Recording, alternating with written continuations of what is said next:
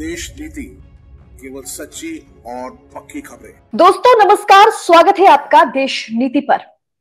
उत्तर प्रदेश, जहां भारतीय जनता पार्टी बुरी तरह से लोकसभा चुनाव हार गई है और उसके बाद उपचुनाव में करारी हार, 13 में से 11 सीटें इंडिया जीत करके ले गई और एनडीए या कहे कि बीजेपी सिर्फ 2 सीटों पर उपचुनाव में सिमट गई। और इसके बाद फिर एक बार उत्तर प्रदेश की राजनीति गर्मा गई है, क्योंकि उत्तर प्रदेश में योगी आदित्यनाथ से कुर्सी छीनने की प्रक्रिया जो है शुरू हो गई है। योगी आदित्यनाथ की सीएम कुर्सी छीनने पर उतावले हैं मोदी और शाह, लेकिन योगी आदित्यनाथ ने भी अल्टीमेटम दे दिया है और खुली चेतावनी दी है कि देखिए, मैं कुर्सी छोड़ने वालों में से नहीं हूं और लोकसभा चुनाव को दिखा करके, लोकसभा चुनाव के नतीजे के कारण मैं इस्तीफा दूंगा, ऐसा हो नहीं सकता। कुल मिलाकर के देखा जाए तो योगी आदित्यनाथ और नरेंद्र मोदी और शाह की लड़ाई, यानी लखनऊ दरबार और दिल्ली दरबार के बीच जो लड़ाई दरवाजे के उस पार हो रही थी, अब उसका भंडा जो है वो फूट गया है और इस तरह से लड़ाई का बादल जो है वो फटा है कि अब लड़ाई खुल करके सामने आ गई है। लखनऊ दरबार और दिल्ली दरबार के बीच कुछ भी ठीक नहीं है, इसके बारे में पहले भी मैंने आपको बताया, लेकिन अब मोदी शाह बनाम योगी आदित्यनाथ की लड़ाई जो है वो खुलकर के सामने आ गई है। योगी आदित्यनाथ को 2027 विधानसभा चुनाव से अभी से हटाने का ऐलान बीजेपी आलाकमान ने कर दिया है, जिस पर योगी आदित्यनाथ ने साफ कर दिया कि अगर मुझे हटाया, अगर मुझे इस्तीफा देना पड़ा, पहली बात तो मैं इस्तीफा दूंगा नहीं, लेकिन अगर देना पड़ा तो मैं उत्तर प्रदेश से खुद बीजेपी का सफाया करूंगा, ऐसा संकेत उन्होंने दे दिया है। और इस पर बड़ा खुलासा, अंदर खाने क्या खिचड़ी पक रही है उत्तर प्रदेश में, बताएंगे आगे आपको अशोक वानखेड़े जी। तो बिना देर करे सीधा मैं उनका रुख करती हूँ। तो वानखेड़े जी, स्वागत है आपका देश नीति के मंच पर फिर एक बार हमारे साथ जुड़ने के लिए। 3 युवा राजनेता, राहुल गांधी, अखिलेश यादव और साथ ही साथ तेजस्वी यादव, इन 3 युवा राजनेताओं के आगे क्या नरेंद्र मोदी की राजनीति जो है वो डगमगाती हुई नजर आ रही है? क्योंकि ना तो उत्तर प्रदेश से अच्छी खबरें आ रही है, ना गुजरात से अच्छी खबरें आ रही है, ना राजस्थान से। बड़े बड़े राज्य में भारतीय जनता पार्टी के अंदरूनी कलह ने, अंदरूनी झगड़े ने कहीं ना कहीं मोदी शाह की नींदें खराब करके रखी है और उपचुनाव में इस तरह से भारतीय जनता पार्टी हारती हुई नजर आई, जो लोकसभा चुनाव के बाद फिर एक बार कहीं ना कहीं सबको समझा दिया कि मोदी की गारंटी अब नहीं चलेगी। और इस बीच हमने देखा उत्तर प्रदेश विधानसभा चुनाव को लेकर के खबरें सामने आ रही है। क्या योगी आदित्यनाथ को जो कहा जा रहा है कि बड़ी जिम्मेदारी उनको दी गई है, क्या इसके पीछे कुछ और रणनीति है, राजनीति है? देखिए, ये तीनों युवा, मतलब जिनका आपने नाम लिया, तेजस्वी, अखिलेश और राहुल गांधी, इनकी उम्र, इनकी फ्रीक्वेंसी और इनकी विचारधारा एक साइड पे है, एंटी बीजेपी है, इसलिए इनका अलाइनमेंट जरूरी है। दूसरी बात कि प्रधानमंत्री नरेंद्र मोदी के लिए ये 3 लोग अब ज्यादा तकलीफ देह साबित हो रहे हैं जब वो सभी दूर से घिरे हैं।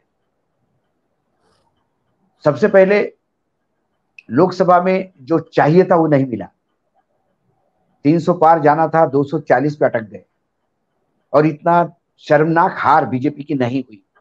मतलब मोदी जी की लिए शर्मनाक हार थी। मोदी जी जब से एडमिनिस्ट्रेटिव पॉलिटिक्स में आ गए, मतलब पद पे जब से रहने लगे, मुख्यमंत्री थे, तो तीनों बार उन्होंने बहुत बढ़िया रिजल्ट दिए गुजरात। पहली बार बीजेपी अपने बलबूते पे उनके नेतृत्व में आई, 288।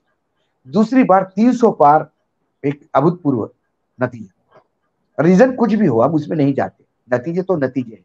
और तीसरी बार उसी टेम्पो में वो सोच रहे थे कि 300 हो गए, अब 370 करेंगे, और 270 भी नहीं हुए, 250 भी नहीं हुए, 240 पे अटक गए। सरकार तो बन गई, लेकिन मोदी जी इस बात को अच्छी तरह से जानते थे। जो हम जानते तो मोदी नहीं जानते, ऐसा नहीं है। मोदी जी भी जानते थे कि 240 पे पार्टी को फेस करना मुश्किल होगा। इसी 240 के बीच में उन्होंने इतना अहंकार इतना बढ़ गया था कि उन्होंने संघ की भी जरूरत नहीं है, पब्लिकली बोल दिया गया था कि हमें संघ की भी जरूरत नहीं। तो गलतियां तो बहुत की थी, और वाकई 370 आता तो इस संघ पे रिसीवर बिठा देते, संघ खत्म करवा देते। और क्या आपने कोई गुजरात से एक आदमी ला के संघ का बोलते थे कि यही गुरु गोलवर्ग जी की अब विचारधारा को यही आगे करेंगे, जैसा एकनाथ शिंदे अभी विचारधारा बाला साहेब ठाकरे के आगे कर रहे हैं, ऐसा मोदी जी और शाह बोल रहे हैं। क्योंकि उनको विचारधारा से कोई लेना देना नहीं, उनको अपना आदमी चाहिए जो उनके कंट्रोल में रहे। तो जब उन्होंने देखा कि संघ ज्यादा करे तो संघ की भी जरूरत नहीं, लेकिन जब ओंधे मुंह गिर गए तो उन्हें पता था कि संघ नतीजे और आने वाले सांसदों में से कई लोग सवाल पूछेंगे। तो मोदी जी ने पहला शॉर्टकट लिया कि संसदीय बोर्ड दल की मीटिंग ही नहीं ली बीजेपी की। ये पहली बार अपने देश में हुआ, या लोकतंत्र में किसी भी देश में, कोई भी देश जहां डेमोक्रेसी है वहां चुनाव जीतने के बाद वो जो नेता होता है, मतलब जहां डायरेक्ट इलेक्शन है, अमेरिका में जहां प्रेसिडेंट का तो बात अलग है, लेकिन चाहे इंग्लैंड में भी उम्मीदवार भले ही घोषित हो, लेकिन एक फॉर्मेलिटी होती है कि संसदीय दल अपना नेता चुनता है और वो प्रधानमंत्री होता है। और यदि संसदीय दल अपना नेता चुनने के बाद उनके पास मेजोरिटी नहीं है तो उसको अधिकार देते हैं कि आप मेजोरिटी का जुगाड़ करिए और सरकार में रहिए, आप हमारे नेता हैं। ये हुआ ही नहीं, सीधा एनडीए गठबंधन की मीटिंग हुई, उसमें लोगों ने एंडोर्स किया कि आप प्राइम मिनिस्टर हो हमारे, और उसके बाद में एनडीए का संसदीय दल, ये इसलिए कि उन्हें मालूम था कि विरोध के स्वर फूटेंगे, तो उन्होंने वो अवॉइड किया। लेकिन कब तक खैर मनाएगी बकरी की अम्मा? तो एक ना एक दिन तो कटना ही है। तो अब संगठन में आवाजें होने लगी, कई जगह से विरोध होने लगे। मतलब ऐसा एक राज्य नहीं है जहां विरोध के स्वर नहीं। महाराष्ट्र में विरोध है, मध्य प्रदेश में 29 सीट आने के बाद भी विरोध है। सत्यनारायण सत्यम जैसे लोग जो पुराने बीजेपी वाले हैं लगातार बोल रहे हैं। जो इंदौर में जो किया बीजेपी ने, कांग्रेस के उम्मीदवार को बिठा के वॉकओवर लिया जानबूझ के, जो जरूरत नहीं थी, उससे सुमित्रा महाजन जी जैसे लोगों की नाराजगी थी। तो वहां नाराजगी है। आप राजस्थान में तो लोग इस्तीफे दे रहे हैं, गुजरात में तो लोग टिकट लड़ने की, गुजरात में भी वही हालत हो रही है। तो कौन सा राज्य है जहां विद्रोह नहीं, विरोध नहीं? तो ये विरोध दबाने का प्रयास कर रहे हैं। अभी देखिए हरियाणा में चुनाव है विधानसभा की, और हरियाणा में राव इंद्रजीत सिंह ने कह दिया कि भाई अहलावत से अब इस बार मुख्यमंत्री होगा, मतलब अहिर यादव में से कोई होगा, और या गुड़गांव और फरीदाबाद और ये दक्षिण भारत भाग जो है हरियाणा का, उससे होगा। ये जैसे स्टेटमेंट आया, अमित शाह चले गए पंचकुला और वहां जाके उन्होंने अनाउंस किया कि अगला चुनाव हम सैनी जी के ही नेतृत्व में लड़ेंगे। मतलब उन्होंने जिस सैनी को मुख्यमंत्री बनाया उसका विरोध है, और खुल के विरोध हो रहा है। उत्तर प्रदेश में तो बाप रे बाप, ऐसा कोई जिला नहीं जहां से विरोध नहीं हो रहा है। दोनों लॉबियां, योगी आदित्यनाथ की लॉबी और अमित शाह की लॉबी, दोनों तलवारें लेके खड़े हैं आपस में, और रोज मारकाट मची हुई, रोज एक दूसरे के खिलाफ पब्लिकली बोला जा रहा है।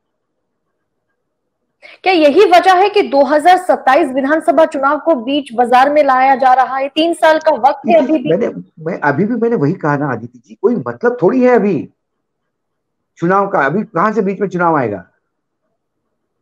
लेकिन योगी आदित्यनाथ का बलि चाहिए, क्योंकि दिल्ली को अभी भी लगता है कि सारे मुख्यमंत्री रबर स्टैंप है, एक बचा है जहां उनकी चल नहीं रही ठीक से, वो है योगी आदित्यनाथ। लेकिन बाकी मुख्यमंत्री और योगी आदित्यनाथ में बहुत फर्क है। योगी आदित्यनाथ, बाकी मुख्यमंत्री, आपने रमन सिंह को स्पीकर बना दिया, चुपचाप बन गए। शिवराज जी को वहां से हटा के यहाँ एग्रीकल्चर मिनिस्टर बन गए। वसुंधरा को आपने घर भेज दिया, वो लड़ी रही है। येदियुरप्पा को आपने ठिकाने लगाने का प्रयास किया, वो भी लड़ रहे हैं। लेकिन योगी आदित्यनाथ वो आदमी नहीं। योगी आदित्यनाथ को, यदि मैं योगी आदित्यनाथ की थोड़ी तुलना वसुंधरा से मैं कर सकता हूँ, क्योंकि वसुंधरा जी पिछले 10 साल से घर है, मतलब 5 साल पिछले हो गए और ये 5 साल अभी आगे होंगे।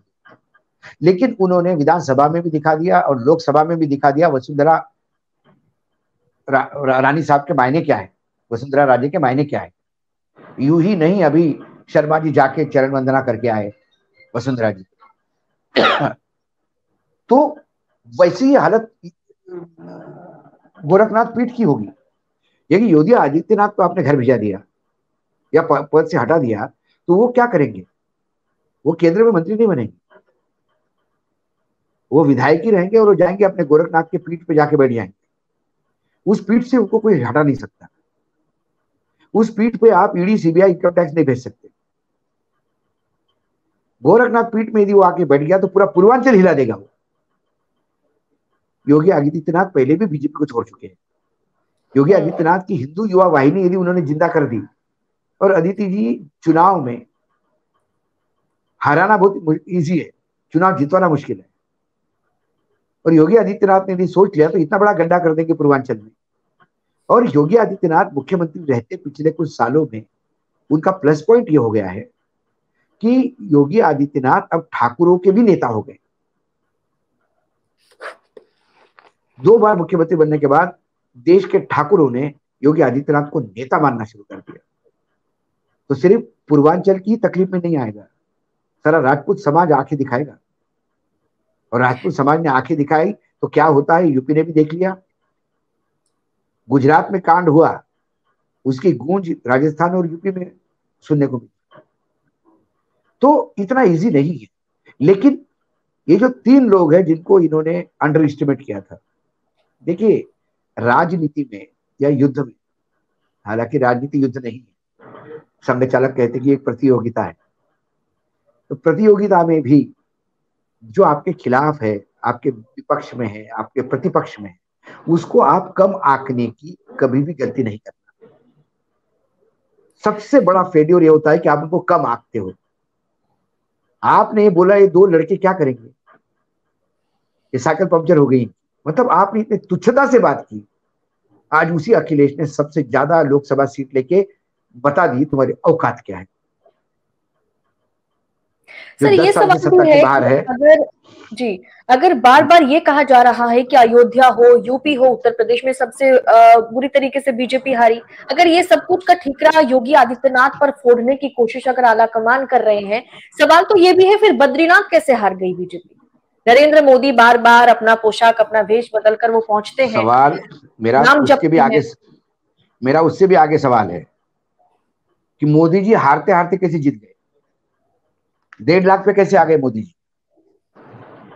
अमित शाह 7-8 लाख हो जाता है, 6-7 लाख शिवराज सिंह चौहान आते हैं। क्या कारण है? और योगी आदित्यनाथ क्यों इस्तीफा दे? टिकट किसने बांटे? लोकसभा के सारे सूत्र किसके पास थे? योगी आदित्यनाथ प्रचार पे कहां जाएंगे ये भी आपने तय कर लिया था। सारी घोषणाएं प्रधानमंत्री की थी, मोदी की गारंटी का सवाल था। लोगों ने मोदी जी की गारंटी नहीं स्वीकार की। इसमें योगी जी क्या करेंगे? प्रोडक्ट आपका वो नहीं चला, ग्राहक ने उठा के फेंक के मारा मुंह पे, आप पड़ोसी क्यों कह रहे हो कि बताओ यार ऐसा ऐसा हो गया, तुम रिस्पॉन्सिबल हो। बोले भाई मैं तुम्हारा पड़ोसी हूं, इससे ज्यादा मेरा क्या दोष है? तो ये कारण ढूंढ रहे हैं, कितना फोड़ कारण है कि विपक्ष ने सभी राज्यों में यही नरेशन देने का प्रयास कर रहे हैं कि विपक्ष ने ये नरेशन, फेक नरेशन गाढ़ा कि संविधान बदलने जा रहा है ना। तो ये विपक्ष का तो नहीं था, ये सत्ता पक्ष का किया हुआ बयानबाजी थी। अयोध्या का आपका सांसद जो चुनाव लड़ रहा था वो बोल रहा था कि हमको संविधान बदलना है। अरुण गोविल कह रहा था कि संविधान बदलना है। विवेक देबराय ने कह दिया था कि संविधान बदलना है। हेगड़े ने कह दिया कि संविधान बदलना है। और इनके संविधान बदलने के इस वक्तव्य पे किसी भी पार्टी के लोगों ने खंडन नहीं किया। ये तो 3 फेज होने के बाद प्रधानमंत्री को जब लगा कि जमीन खिसक गई है पैरों के नीचे, तब उन्होंने कहा कि नहीं, आंबेडकर जी भी आएंगे तो हम संविधान नहीं बदलेंगे। तो पहले आप क्या भंग खा के सोए थे क्या? विपक्ष ने नरेशन नहीं बनाया, नरेशन आपने बनाया। विपक्ष ने उसको विपक्ष को समझ में आ गया कि अरे ये जो संविधान वाला मामला है ये वैक्सीन जैसा है। वैक्सीन में होता क्या है, एंटीबॉडीज ही लेता है ना। कोविड का वैक्सीन मतलब कोविड के जीवाणु अपन शरीर में लेते हैं ताकि एंटीबॉडीज पैदा हो। उन्होंने उसका ही हथियार बनाया। आज आप उस संविधान की काट करने के लिए आज आप संविधान हत्या दिवस मनाने जा रहे हैं। मतलब सर आप कहने की जी आप कहने की ये कोशिश कर रहे हैं कि अभी फिलहाल भारतीय जनता पार्टी की जो हालात है वो हर एक राज्य में पक्ष भी नरेंद्र मोदी के खिलाफ जो है नजर आ रहा है। बिल्कुल, नरेंद्र मोदी जी के खिलाफ अभी नरेंद्र मोदी जी के खिलाफ पास में कुछ भी नहीं है। उनकी खुद की पार्टी में विद्रोह है, संघ साथ नहीं है, पार्टी के कलीग्स भी खुसर खुसर कर रहे हैं, कैबिनेट के मंत्री भी जवाब पूछ रहे हैं, जनमत साथ में नहीं है। ये बाई इलेक्शंस हो गए, इसमें भी सुपड़ा साफ हो गया। उसके बाद विपक्ष के तेवर बहुत ज्यादा है क्योंकि विपक्ष का नंबर बराबरी का है, 50-60 मेंबर्स की सिर्फ गैप है। विपक्ष में कोई कमजोर नहीं कि 10-12 लोग हैं, आप जो चाहे कर लो। जब विपक्ष उठ के खड़ा हो जाता है तो हाउस आधा हो जाता है। अच्छा, विपक्ष के नेता जो उत्साह भरा हुआ है उनमें अभी लोकसभा के नतीजों के बाद, और पूरे देश में घूम के उनको पता पड़ा कि जनता ने हमको साथ क्यों दिया, क्योंकि जनता के वेदनाओं को हमने शब्द दिए। तो वो लगातार वही काम कर रहे हैं। राहुल गांधी सब दूर घूम रहे हैं और ये अंबानी की शादी में जा रहे हैं। जिन अंबानी और अडानी को इन्होंने कहा था चुनाव के दौरान कि टेम्पो भर भर के ब्लैक मनी कांग्रेस को दे रहे हैं, जिस उद्योग घराने पे आपने टेम्पो भर भर के कांग्रेस को ब्लैक मनी दे रहे चुनाव पे आरोप लगाए, उसके यहां आप शादी में जा रहे हैं। और जिसको ब्लैक मनी जिसने लिया ये आपने आरोप लगाया, वो बेचारा गांव गांव घूम रहा है। उसके लिए शादी से ज्यादा मणिपुर इंपॉर्टेंट है, शादी से ज्यादा उसको लोको शेयर में काम करने वाले लोग इंपॉर्टेंट है, शादी से ज्यादा इंपॉर्टेंट उसको एनईटी का है। ऐसा नहीं कि उसको इन्विटेशन नहीं मिला था, बाकायदा घर जाके इन्विटेशन दिया था।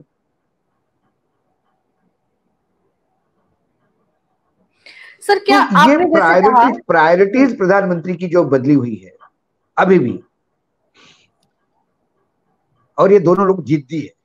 राजनीति में जिद्दी पना नहीं चलता, राजनीति में थोड़ा सा फ्लेक्सिबिलिटी चाहिए होती है, फ्लेक्सिबिलिटी इनमें है नहीं।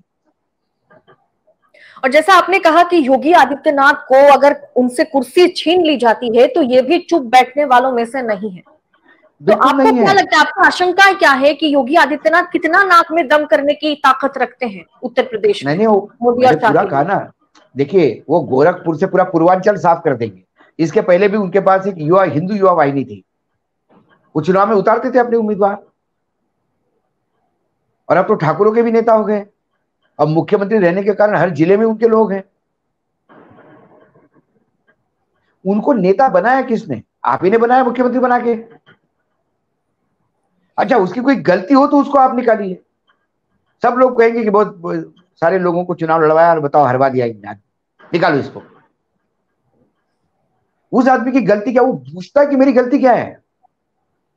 मैंने टिकट बांटे, मैंने मना किया था टिकट मत दो इनको, आपने दिए और हार गए, तो आप मुझे पूछते क्यों हार गए? मैंने कहा था इन लोगों को टिकट दो, आपने नहीं दिए, वहां हम हार गए, तो आप पूछ रहे हो तो कैसे हार गए? जब योगी, मैं अभी कहीं बात कर रहा था तो मैंने वही उदाहरण दिया, मैं आपके साथ भी शेयर करता हूं कि जब पहली बार योगी मुख्यमंत्री बने तो वो सांसद थे गोरखपुर से, तो सीट खाली हो गई, तो वहां बाई इलेक्शन हो गए। तो योगी के मुख्यमंत्रित्व के काल में पहला बाई इलेक्शन, और बुरी तरह से बीजेपी हार गई। तो बट नेचुरल है योगी के अपने सीट से बीजेपी हार जाए तो योगी मुख्यमंत्री। तो एक पत्रकार ने जब योगी को सवाल पूछा कि गोरखपुर की तो आपकी सीट थी महाराज, कैसे हार गए? उन्होंने कहा कि अरे जिसने यहाँ टिकट दिया, उम्मीदवार खड़ा किया, उसको पूछो। मैं तो पहले दिन से कह रहा था कि उम्मीदवार हार जाएगा, इसको मत लड़वाओ। लेकिन उन्होंने जानबूझ के योगी की खिलाफत करने वाले उम्मीदवार को उतारा वहां पे। जो योगी की खिलाफ बात करता हो, वो गोरखपुर के लोग कैसे उसको चुनाव जितवा के देंगे? वो योगी के लोग थे। तो ये तमाम एक्सपेरिमेंट किसने किए? मैं हमेशा कहता हूं कि जो खड्डा आपने दूसरे के लिए खोदा है, आप उसमें ही गिर जाओगे एक दिन, और वही हुआ। ये तमाम पार्टी के बड़े क्षेत्रों के लिए खड्डे खोदते रहे, और आज लोकसभा के नतीजा ऐसे आएगा कि खुद ही खड्डे में पड़े हुए। और स्थिति भी ऐसी है, अगर योगी आदित्यनाथ को हटाया भी जाता है या उन पर दबाव बनाया जाता है इस्तीफा देने का, वो भी आगे चल के नरेंद्र मोदी को महंगा पड़ेगा। नहीं नहीं नहीं, वो तो इस्तीफा देंगे नहीं। कोई और कांड हो गया तो ठीक है, इस कांड में तो इस्तीफा नहीं देंगे। लोकसभा चुनाव के नतीजों पे योगी का इस्तीफा नहीं होगा।